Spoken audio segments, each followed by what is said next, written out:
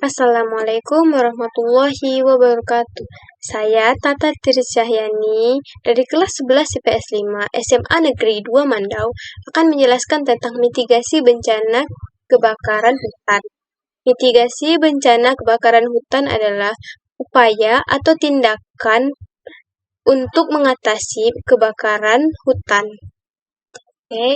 Upaya atau tindakan sebelum kebakaran hutan yaitu yang pertama kita harus menghindari membakar di daerah hutan. Mungkin pada gambar seperti ini pada gambar di sini, api memang sangat kecil, memang lama-lama akan menjadi besar seperti ini dia nanti jadinya. Ini. Dari kecil sampai ke besar. Jadi, hindarilah membakar di area hutan. Tindakan yang kedua yaitu melakukan patroli dan pengawasan lebih ketat. Caranya yaitu dengan membuat pos jaga di sekitar area tanaman. Pada gambar ini, kita bisa melihat pada gambar ini posnya dibuat di dalam hutan agar bisa menjaga atau mengawasi apa yang terjadi di dalam hutan tersebut. Yang ketiga yaitu memantau titik api dengan cara mendirikan menara pengawas dilengkapi dengan teropong dan alat komunikasi. Ini bentuk dari menara pengawasnya. Menara pengawas ini dibuat setinggi-tingginya agar bisa melihat titik di mana letak apinya. Kita bisa melihat dari jauh titik api tersebut dengan menggunakan teropong dan alat komunikasi. Yaitu yang keempat, mendeteksi kebakaran hutan sedini mungkin dengan memanfaatkan data satelit terkait cuaca dan titik api. Ini bentuk satelit yang ada di atas langit. Dari satelit ini kita bisa melihat titik api. Seperti ini bentuknya. Yang kedua itu tindakan saat terjadinya kebakaran hutan. Yang pertama kita lakukan yaitu mencari air. Jika apinya kecil, kita bisa memadamkannya sendiri dengan menimba air dan siram ke api tersebut.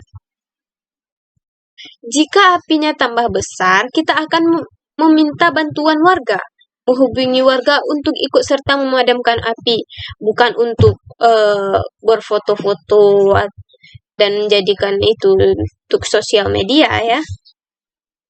Jadi kita meminta bantuan warga untuk memadamkan api tersebut. Ini seperti ini gambarnya.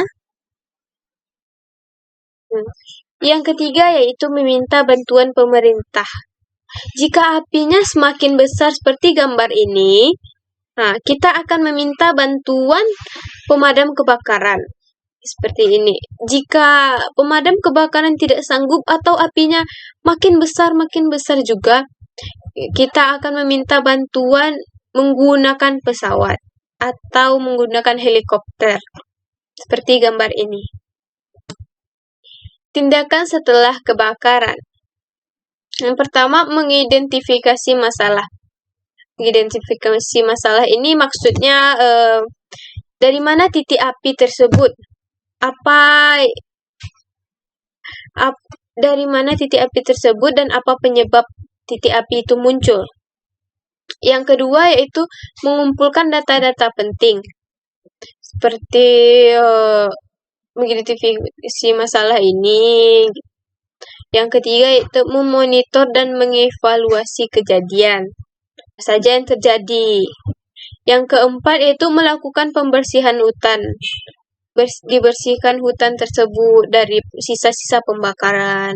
Dan lanjut melakukan reboisasi, penanaman hutan kembali. Agar hutan kita terjaga dan kita masih bisa menghirup udara yang segar. Seperti ini bentuk reboisasinya. Itulah hasil presentasi saya. Assalamualaikum warahmatullahi wabarakatuh. Assalamualaikum warahmatullahi wabarakatuh. Saya Tata Trijayani dari kelas 11 PS 5 SMA Negeri 2 Mandau akan menjawab pertanyaan tentang kebudayaan tradisional Indonesia. Pertanyaan pertama yaitu, carilah bentuk kebudayaan tradisional Indonesia. Saya mencari kebudayaan Minangkabau. Bentuk budayaannya yaitu tari randai. Salah satunya itu tari randai. Tari randai ini dimainkan berkelompok yang berbentuk lingkaran dan dimainkan oleh beberapa orang. Tari randai ini menggabungkan seni lagu, musik, tari, drama, dan silat menjadi satu. Dalam tarian ini mereka membentuk lingkaran, kemudian melangkah secara bergantian sambil menyampaikan suatu cerita. Yang kedua yaitu lomba pacu jawi. Lomba pacu jawi adalah balapan sapi khas Minangkabau yang diselenggarakan di tengah-tengah sawah untuk mengisi waktu setelah masa panen. Pertanyaan yang kedua yaitu, sebutkan potensi budaya sebagai pengembangan ekonomi kreatif. Dari segi wisatawan, kita dapat memperoleh jual beli yang dapat meningkatkan ekonomi masyarakat di daerah Minangkabau. Misalnya, yaitu kita berjualan pada saat tari randai dimulai, kita bisa berjualan. Dan banyak juga orang membeli, itu dapat meningkatkan ekonomi kreatif. Pada saat pacu jawi, kita bisa juga jualan, seperti jualan gantungan kunci, dari yang khas-khas dari Minangkabau. Pertanyaan ketiga yaitu, efek negatif dan positif virus COVID-19 terhadap potensi budaya tersebut. Efek negatifnya yaitu terhentinya bermain randai ataupun pacu jawi karena tidak boleh mengadakan kerumunan. Yang kedua yaitu tidak ada masukan uang dari para pengunjung. Yang ketiga itu tidak ada refreshing yang mau kita lihat.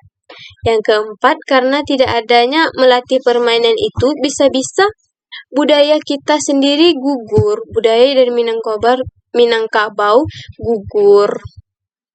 Efek positifnya menurut saya tidak ada, karena